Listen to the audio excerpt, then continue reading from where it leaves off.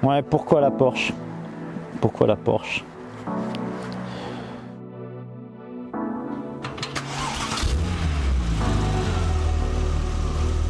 J'ai le souvenir de toujours avoir aimé les voitures et les motos.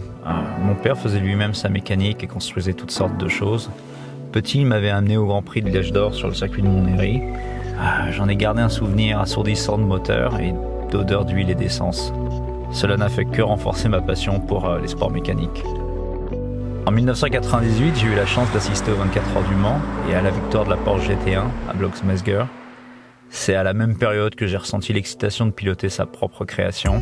Bon, à l'époque, c'était une superbe 103 SP kitté, Polini 75 à refroidissement liquide. L'automobile a continué d'avoir son importance. J'ai eu ma première sportive à 19 ans, une Renault 11 Turbo Noir phase 2, et je réparais des voitures dans un sous-sol de parking pour me financer pendant mes études. Il y a eu ensuite la période des Honda Civic, partagée avec un bon nombre de copains. Les premiers swaps de moteurs ont eu lieu dans la passe d'un ami. Il y a eu pas mal de coups de marteau et de démarrage sans ligne d'échappement à 2h du matin. Rétrospectivement, les voisins étaient plutôt patients. Nous étions motivés d'une insatiable envie d'aller plus loin dans modification et qui nous a poussé à nous installer dans un lieu plus adapté à des modifications de longue durée. Nous avons réquisitionné la grange de mon père en Normandie et nous l'avons équipée pour en faire notre garage. Nous étions là-bas tous les week-ends, sans exception, en été comme en hiver.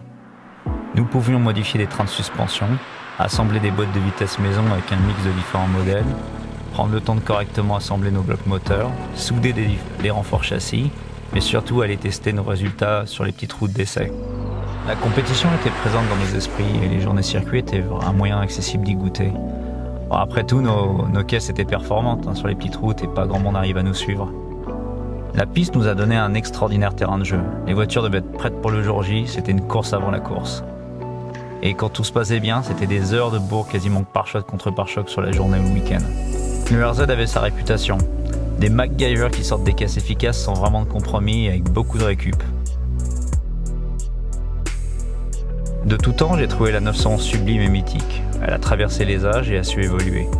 Sa conception et son équilibre spécifique offrent une expérience de pilotage unique. J'ai voulu une 997 Turbo car c'est la dernière de son genre en boîte mécanique, en direction assistée hydraulique et relativement peu d'électronique. Aussi, la 997 garde des dimensions contenues comparé à ses successeurs. C'est pour moi la dernière 911 Turbo Old School.